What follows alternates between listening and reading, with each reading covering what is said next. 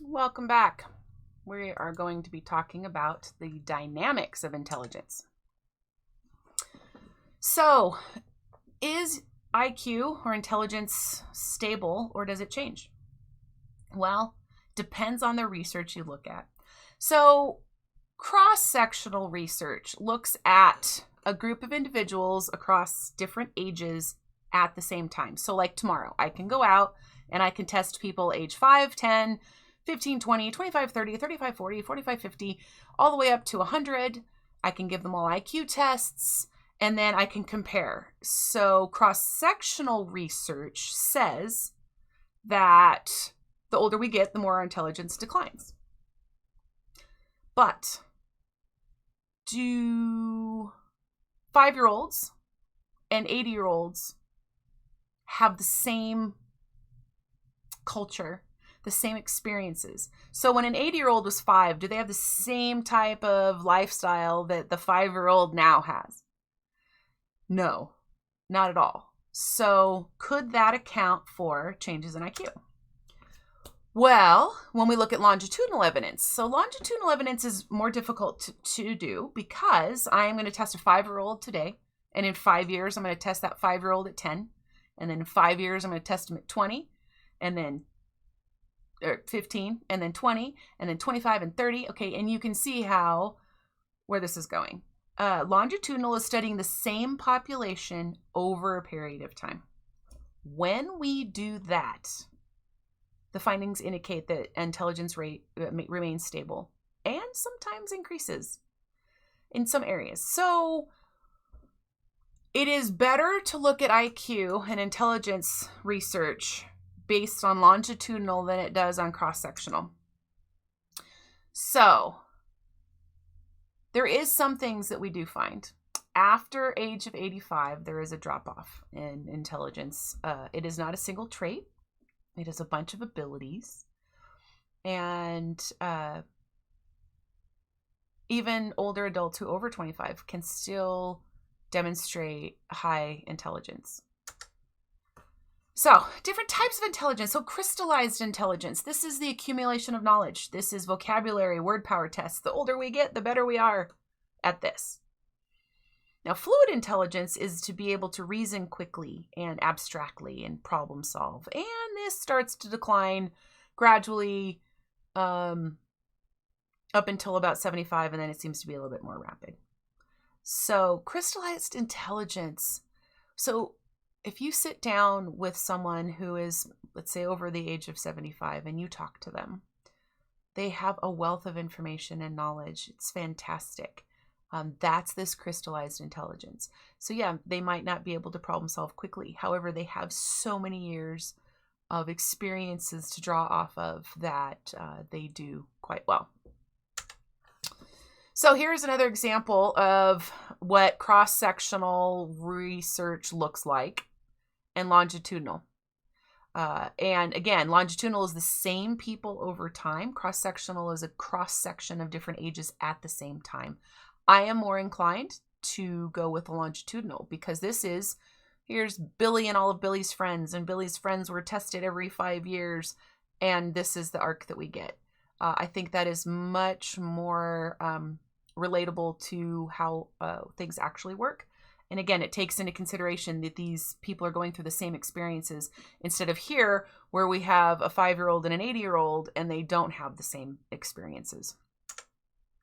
So with age, we lose and we win. So this can look sad. So we lose a lot. However, vocabulary and knowledge, we do really well. Reasoning, spatial visualization, memory, processing speed slows down a little bit. But remember, we have, the older we get, the more tools in our toolbox, the more knowledge that we have, the more intuition, the more experiences. And so that often will even out. So before age 3,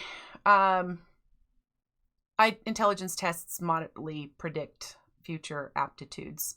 Why do you need to test a 3-year-old? Let them be 3. Let them be a kid. By 4, tests are a little bit more predictive. However, late adolescence is a much more stable score. So 0.86 correlation means it's pretty strongly correlated to actual intelligence. So again, if you don't need to test your 4-year-old, which most people don't. However, if you've got a kiddo in junior high or high school and they're having issues, or even if you have a kiddo in elementary school and they're having issues, I highly suggest getting them tested. The whole point of testing is to help the kids. So another stability over the lifespan, there is about a 66% correlation for Dreary and colleagues study, and the Johnson study looked at about a 50% correlation. Here's another way of looking at that. Here's IQ scores. So here's the IQ scores, and here's the age, and you know, we can see that there is some correlation there between intelligence enduring, so staying as older we get. Now, some of you might have heard that people with high IQs live longer. Well, they usually do.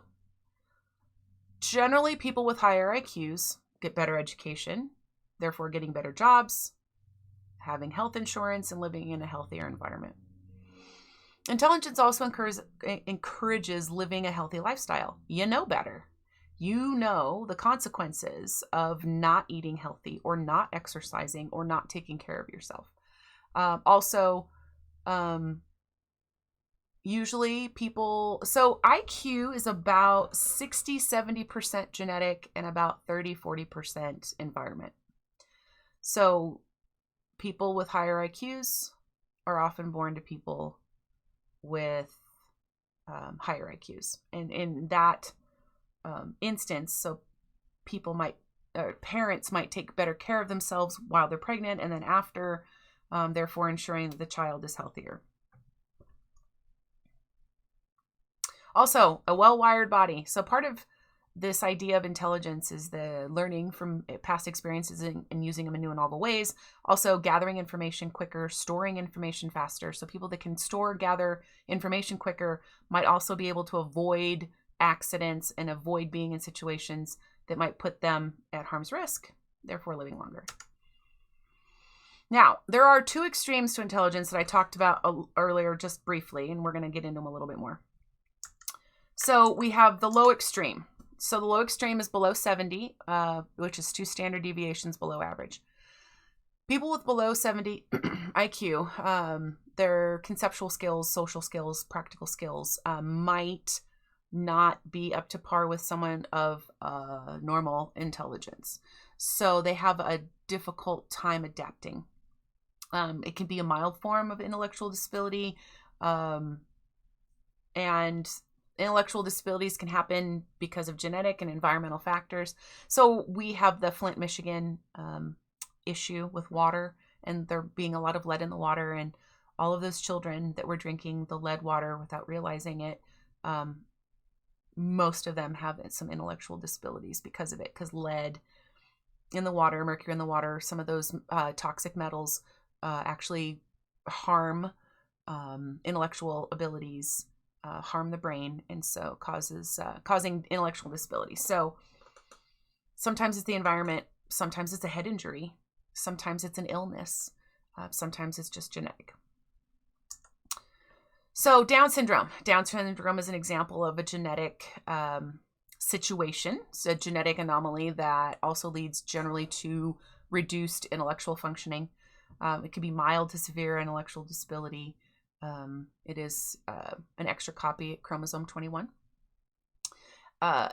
The legal system has recognized that anyone with an IQ under 70 should not be put to death because there is an intellectual disability and they may not have been fully aware of what they were doing.